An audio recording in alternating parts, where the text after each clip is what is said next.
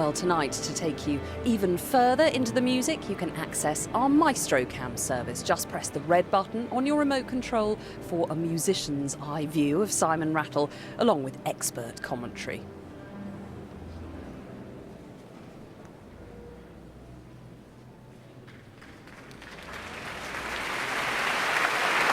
So here comes Sir Simon Rattle to conduct the Berliner Philharmoniker in the prelude to Act 1 of Richard Wagner's Parsifal.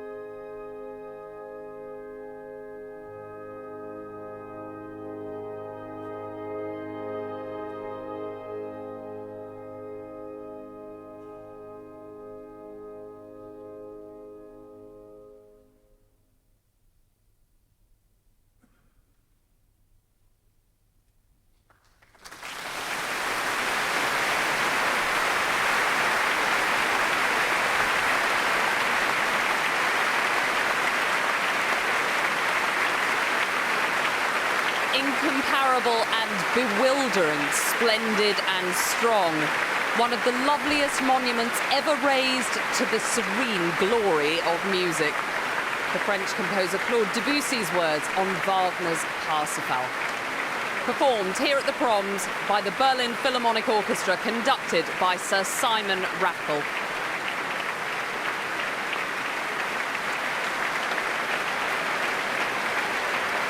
And it's their second prom in 2 days. Last night they were here with a programme of music by Mahler and Beethoven, Mahler's First Symphony, Beethoven's Fourth. Then and today, queues snaking round the block for tickets to try and promenade.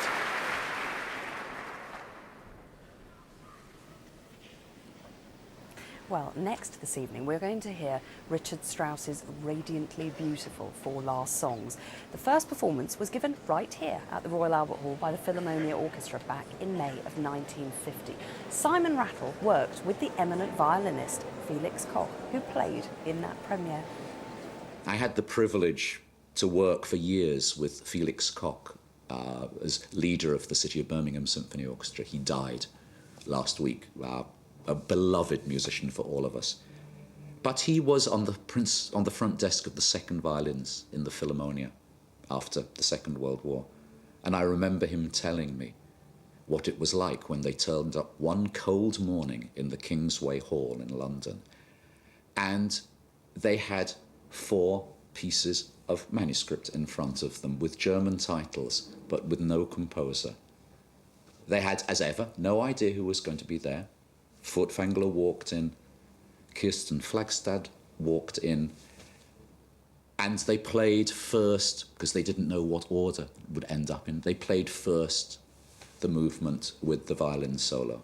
And I will never forget the look on Felix's face when he said what this felt like, that you had the feeling of a real masterpiece in front of your eyes, growing up like some enormous flower blossoming.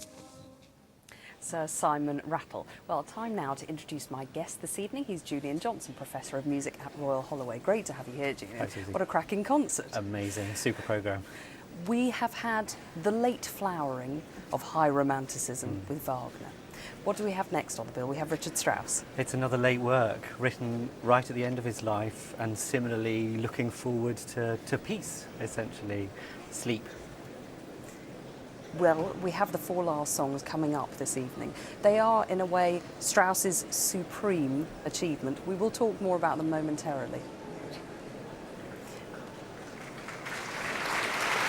Because here comes tonight's soloist, the wonderful Carrie Tomassola, with Sir Simon Rattle joining the players of the Berlin Philharmonic for Richard Strauss's 4 last songs.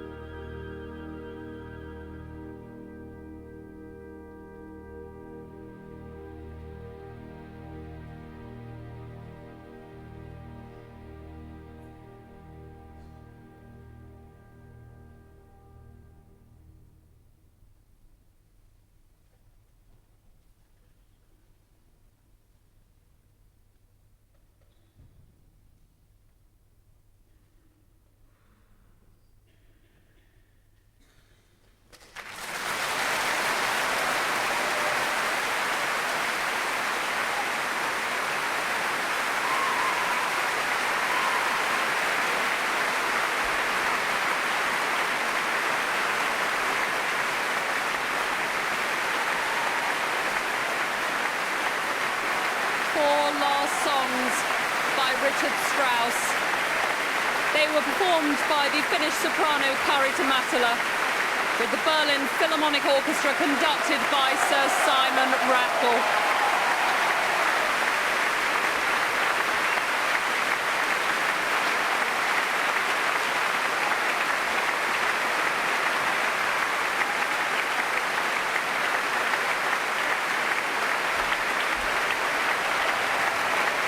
Mutual appreciation between orchestra and soloist there, and a beautiful partnership. The leader of the orchestra, Guy Braunstein, who so exquisitely accompanied her, particularly in that third song, Beim Schlafengehen.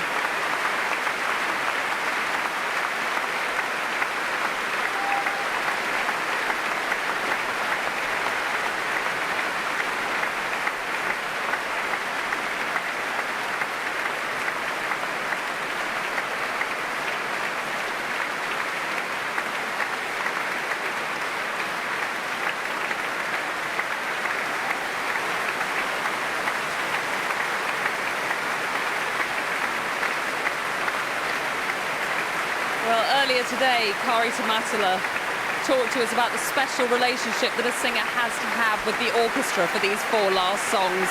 You can't do them alone, they're not solo pieces. It's about the balance between the orchestra and the voice, the ability to bring out the softest nuances of the orchestra.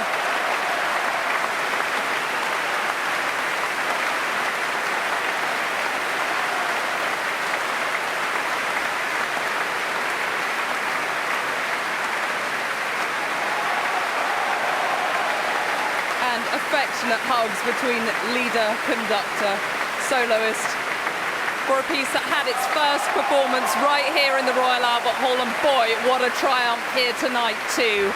Applause for the principal horn. He is Stefan Dorr. Strauss wrote so many exquisite parts for the horn, absolutely loved that instrument. His father, Franz, principal horn player in the Munich Court Orchestra.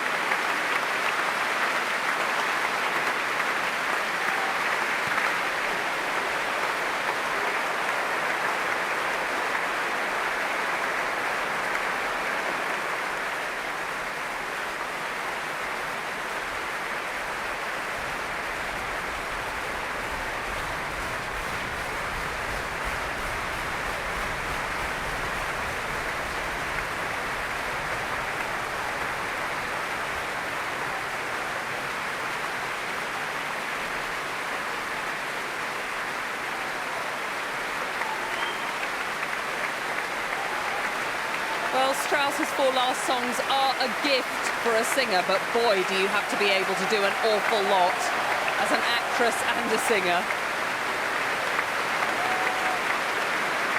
Huge amounts of vocal gymnastics required. And she held everybody here in the palm of her hand tonight.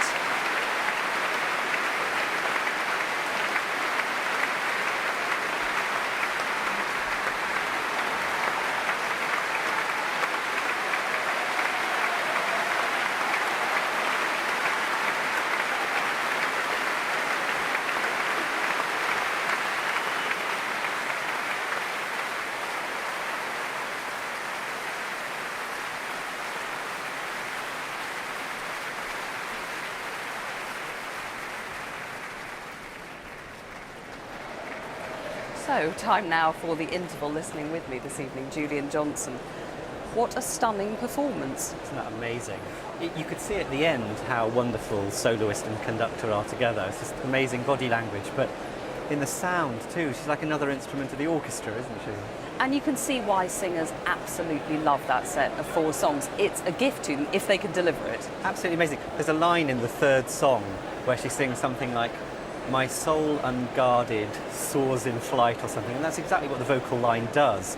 And the orchestra underneath is just like this great airbed, and fantastic for a voice like that. Yeah. You said very pithily just before they did that performance that these are four songs about death and sleep. It has to be about the most eloquent musical portrait of death ever written. But it's so beautifully warm and calm, isn't it? It's not death as cold and something to be feared. It absolutely embraces it. I mean, those little the ending, the two larks that you hear singing, kind of calling in the flutes at the end, just exquisite. And it wasn't just a swan song for a composer, for Strauss, you know, the last completed work. It's also a very nostalgic look back to a Vienna, to a cultural world that he was saying goodbye to, the world was saying goodbye to. It was written, of course, at a very particular time, a few years after the end of the Second World War, which Strauss, like everyone else, was hugely affected by. And his late works, have that quality of looking back. It's a bit like his late oboe concerto, which sounds for all the world like Mozart. And yes, there's a very longing, nostalgic air to that piece, isn't there? We've had two works tonight, one from the 1880s, one from the late 1940s. In the second half, we're sort of going back to the future, to the music that was just about to explode in the middle of all of that. Does the programming tonight work for you, the way that Simon Rattle has done this sort of bookending? It does, and actually the way he just performed it too, which hadn't struck me before, there was that beautiful floating quality to both pieces, a sort of otherworldliness, if you like. Dreamlike is what I was thinking as I was listening. And then these pieces that we hear in the second half, different kind of dream, rather nightmarish, just on the eve of the First World War. We'll talk more about that music in just a little while, Julian. Thanks very much indeed. Well, as we said, in the second half of tonight's prom, we'll be hearing three works from the same rich tradition as Wagner and Strauss, but we are in an entirely different sound world, the orchestral music of Schoenberg, Webern, Berg. Recently, Katie Derham went to Vienna to discover the roots of this extraordinary music. She starts her journey in 1913, a pivotal moment in music history. These were turbulent times. Music and the arts were certainly changing. This was the year of Stravinsky's groundbreaking Rite of Spring. Mahler had died 2 years earlier, and Europe was on the brink of war.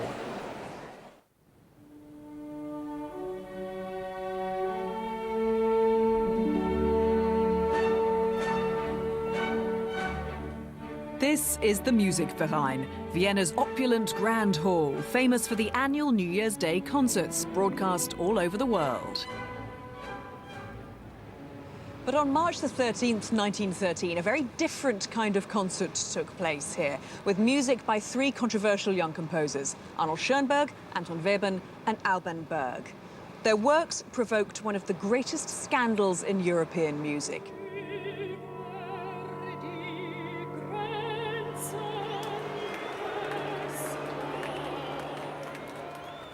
A little group thought this was great and they applauded in a provocative manner. And then the big crowd started to go against them, and this ended up in such a riot that the police commissioner in there had to close the concert because people were hurt, wounded, beaten up.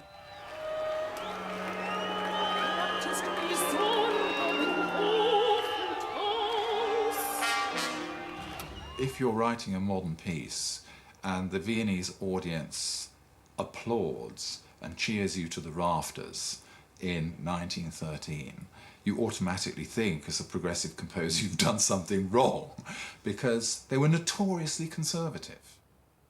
This music is 100 years old. There's a lot of so-called modern music written in the past 30 years doesn't come anywhere near the radical nature of this music.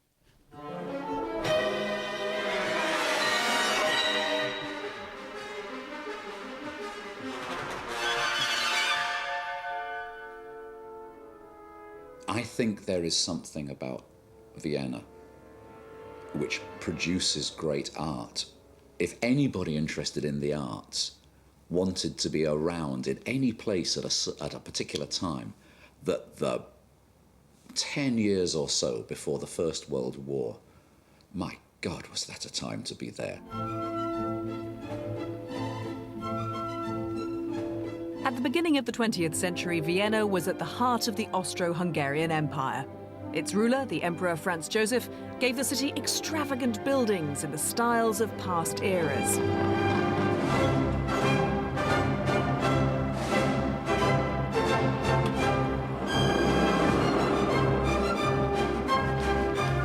But out of this dying notion of grandeur, new and revolutionary ideas were being born. Not for nothing was Vienna described as a laboratory for testing the end of the world. All the different forms of art, poetry, painting, music, theatre, you name it, everything everything was exploding. If you imagine at a time where there were artists as extraordinary and different as Klimt, Egon Schiele and Kandinsky around, what would the music sound like that those paintings looked like?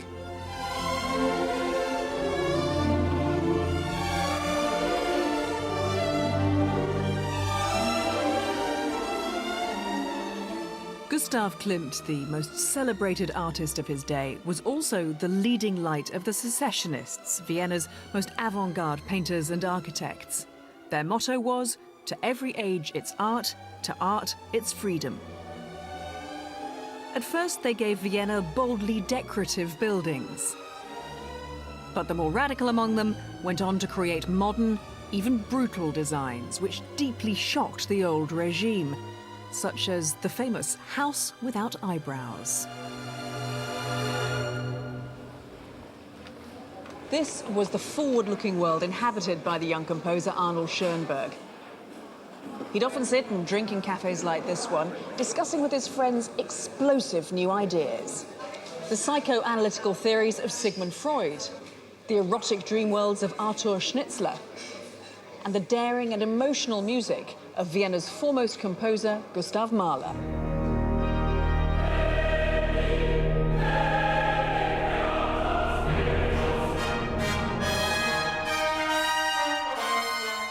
Mahler had enormous power.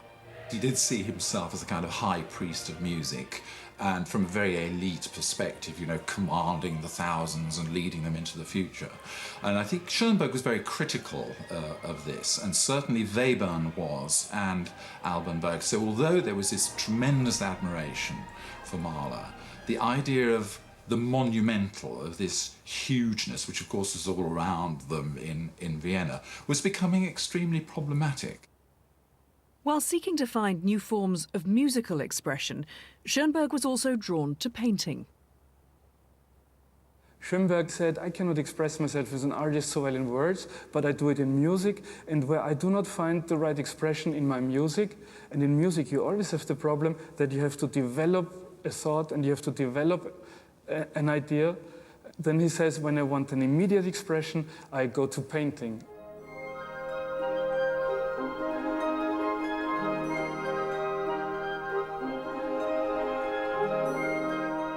Schoenberg's life would be scarred by his disastrous association with a fellow painter, Richard Gerstl. In the summer of 1908, Schoenberg's wife Mathilde began an affair with Gerstl. It took some months to persuade her to return to the composer for the sake of their children. Days later, Gerstl committed suicide in a real 1900s Vienna way, which was to hang himself in front of a full-length mirror so he could see how much he looked like one of his own paintings. Whether the marriage ever recovered from this, God knows. Schoenberg almost wrote himself out of it. And when you see a piece like The Five Pieces, the first piece is called Premonitions, 2.5 minutes of an extraordinary nightmare of people shrieking like drops of blood falling on glass. A sound like nothing else anybody had ever written, and is still one of the hardest pieces to play in the orchestral repertoire.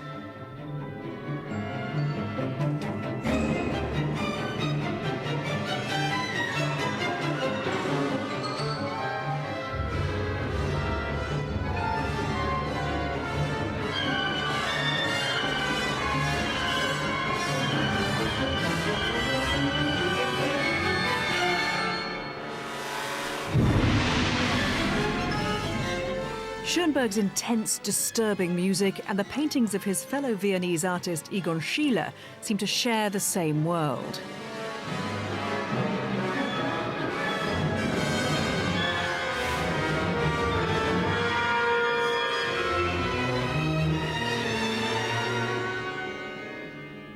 We have paintings in this period and later. We have violent films. We have certainly a lot of violent, very problematic plays at this time. Why not have it in music? Music is not always something that placates you.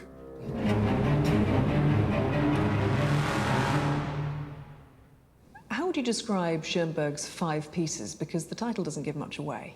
These pieces have no traditional structure in a sense that like it's 5 movements of a big symphony. These are independent pieces which really are there to give an impression, to transport emotion, to touch the audience immediately with an unexpected, the listener does not know what happens within the next few seconds. It could be very loud, it could be very mellow, anything could happen.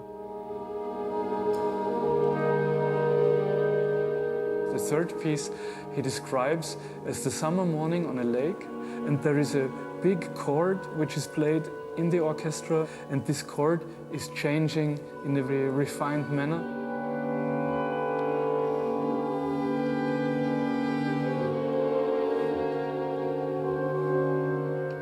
And then there are little ideas like sparks coming out of this very silent lake. It's like fish jumping or sunlight.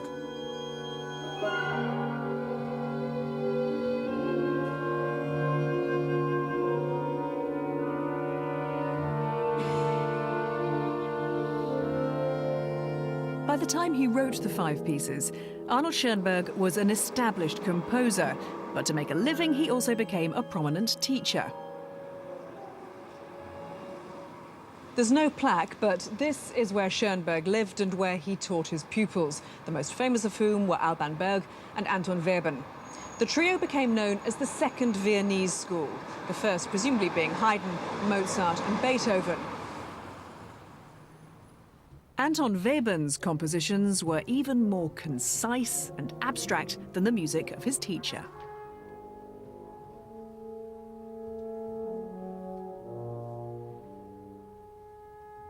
Very often, a whole melody will be 3 or 4 notes, but within those 3 or 4 notes, he can give you a whole universe.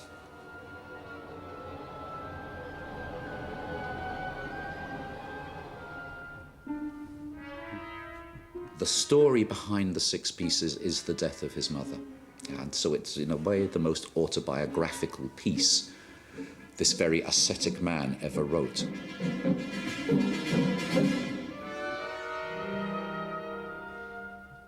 You have in the second movement the sense that the news has arrived. There are the types of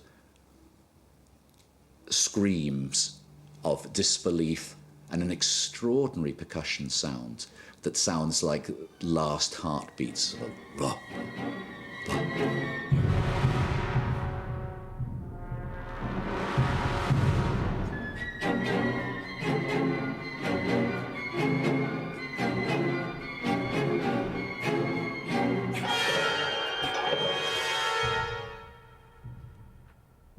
The fourth movement is a funeral march like no other. Distant bells tolling. Only a few woodwinds, percussion and the brass.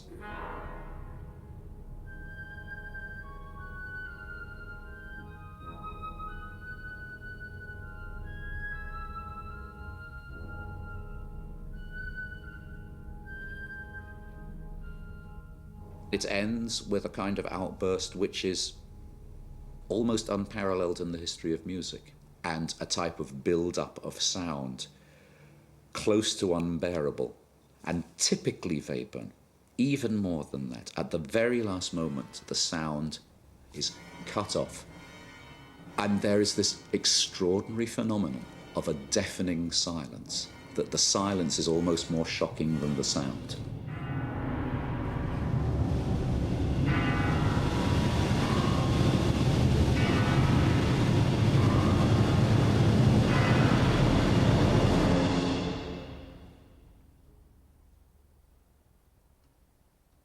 It's very expressive music, very lyrical music in that sense. There's also silence in the music, there's a great din and a lot in between, and that's happening in a very short space of time. That's hard to take.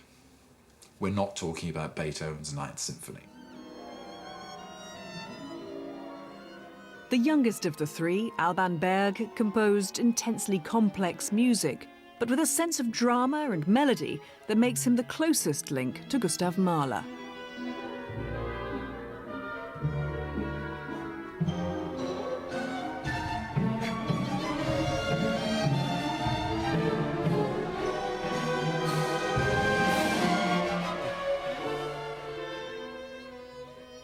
John Adams gave me a wonderful picture because I was talking about how similar the Berg three pieces are to Mahler's Sixth Symphony.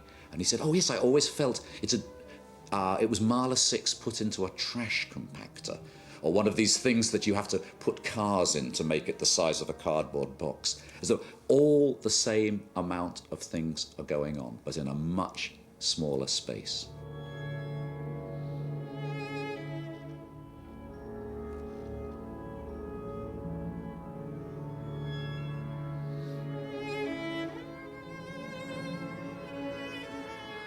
In a way, it is the most traditionally shaped because it's the most romantic. And in a way, it's the wildest because it's the least controlled of all the pieces. And of course, he was the least controlled of all these composers.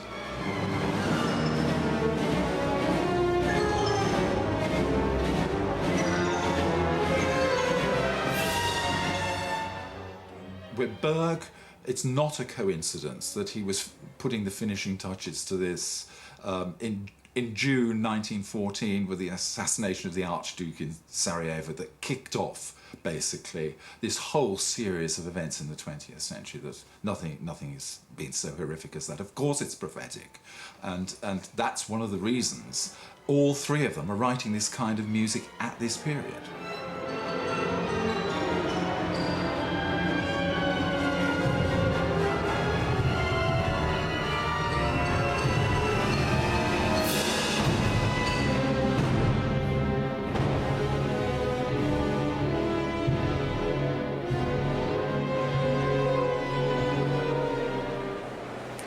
Very warm welcome back to the Royal Albert Hall, where shortly we will be hearing Sir Simon Rattle and the Berliner Philharmoniker performing some of that remarkable music. 5 orchestral pieces by Arnold Schoenberg, Anton Webern's 6 pieces for orchestra, and finally 3 pieces for orchestra by Alban Berg. Before that, I'm delighted to be joined once again by Julian Johnson. Julian, we talk about these 3 composers as being the second Viennese school. What does that mean? It's a silly label, actually, and I think we should drop it, frankly. They were all in Vienna. Schoenberg, not all the time, he was in Berlin. They were a tight-knit group. Schoenberg was the teacher of Berg and Webern and many others. And they're talked about as a group now because they have a similar style. But grouping them like that completely covers up the fact they're very, very different composers as well. Nobody talks about the first Viennese school, do they? Well, I wanted to ask you a bit more about the first Viennese school. As Katie said in that film, it can be anything from Haydn to Beethoven to all sorts of people, but I suppose what it does suggest is that Vienna is this place of rich musical history.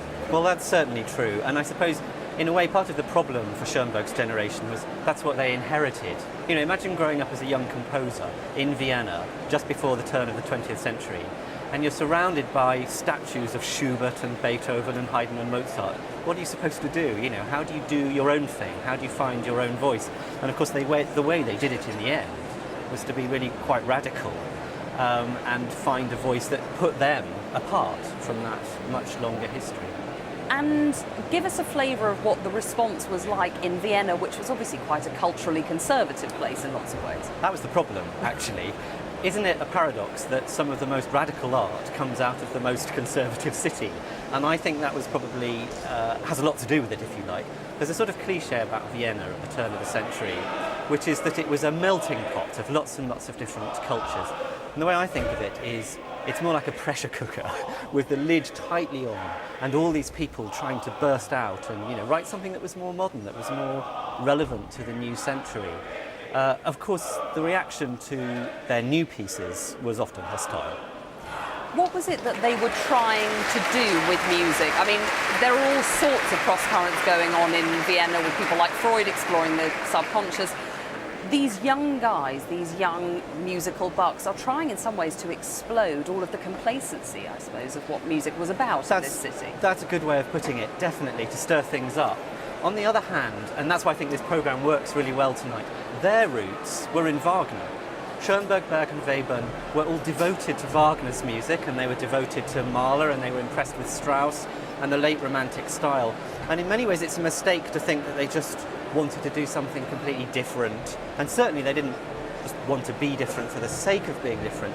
It's almost like they twisted up an extra turn, you know, that sort of pain, expressive pain that you heard in the Wagner in Parsifal gets an extra twist in the Schoenberg pieces. It's still this highly expressionistic, highly lyrical style, but gone further. Tell us what we're going to hear specifically in the Schoenberg, what the kind of sound world is, because it's not just gruesome and pain, there's also, it's a late Romantic piece in some ways. Absolutely, and you hear lots of beautiful lyrical phrases. I mean, in a way, if you wanted to sum it up very quickly, you hear some violent outbursts in the orchestra, and it's a very large orchestra, but always immediately followed by often quite mournful, lamenting little figures, descending figures in the cello, Schoenberg's own instrument, or the viola. And it's this sort of sense of the poor individual, somehow caught against forces greater than themselves, I think. We've then got music by one of his students, by Webern, his 6 orchestral pieces. Give us a flavour of how Webern's music is very particular, because it does have a very particular quality. Most of the time it's rather more withdrawn. Webern is famous for writing really rather compressed, tiny little pieces, and one of these pieces is only about 11 bars long, lasts under a minute. But again, they're dramatic, full of contrasts, and at times can be really violent, and then the next minute absolutely gentle and very, very beautiful. And then finally in this set we have 3 orchestral pieces by Berg, and Berg was always seen in some ways as the kind of natural inheritor of somebody like Mahler, which is a huge, expansive tradition. You particularly hear that in the piece we're going to hear tonight. He set out to write a symphony, and he certainly had Mahler in mind, and he sketched out his symphony. In the end it turned into these 3 pieces for orchestra, but you can hear Mahler so often. The last movement of this 3 pieces is a march, which Mahler used all the time. The second movement sounds like a Mahler scherzo with little Viennese waltzes mixed up with other things. It's like a sort of weird, dreamlike trip through Vienna, the second piece. It's interesting that you say dreamlike, because sitting in rehearsals today, the thing that struck me was those Hitchcock film scores, the dreamlike quality of something like Bernard Herrmann's writing. If you're familiar with those film scores, you will get what this is about. I think that's where that style came from, and it's that really quite frightening unpredictability of the music. So you have to go with the flow. You have to just follow it from one moment to the next. Julian, fantastic to talk to you. Thanks ever so much for joining me this evening. Now, here is Sir Simon Rattle to conduct the Berliner Philharmoniker in music by Schoenberg, Webern, Berg. When we were rehearsing these extraordinary masterpieces last week, it became more and more obvious that they belonged all together. And we decided that then we would play them without pause, like a kind of triptych, or maybe like an imaginary 11th Symphony of Gustav Mahler, or 17th. So, with this in mind, we would ask you not to applaud in between, but if you feel like it at the end, a little encouragement would be fine.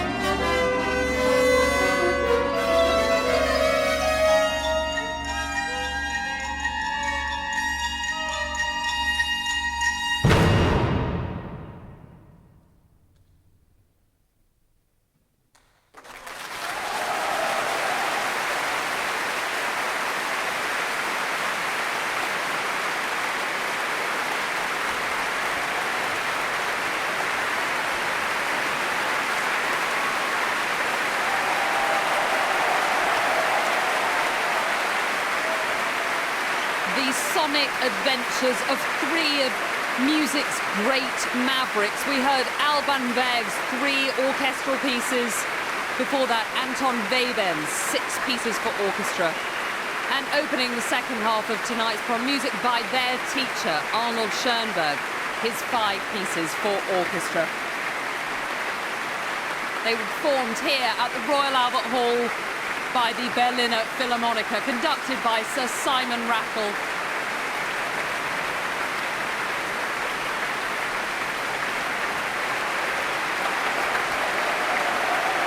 Well, over the last 2 nights here at the Proms, this orchestra, this conductor, performed music by Mahler and Beethoven, Wagner and Richard Strauss, as well as those 3 key composers of the Second Viennese School. A huge range of music, and all of it performed with the same searching intelligence, the same total commitment, uncompromising perfectionism.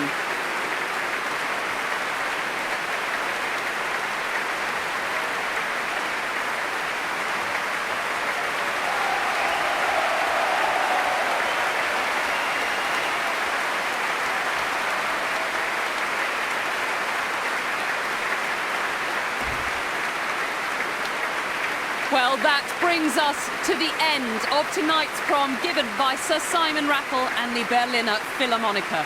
The next televised prom is on BBC 4 next Thursday, a last night of the prom's 1910 style, recreating Sir Henry Wood's own last night programme from a century ago. By the way, you can also hear that live tomorrow afternoon at 2:30 on Radio 3. And next Saturday on BBC 1, BBC 2, BBC HD, Katie Derham will be here for the finale of the 2010 season, the last night of the proms with all the pomp, circumstance, musical fireworks you could hope for. That kicks off at 7:30, but from all of us here now, it's a very good night.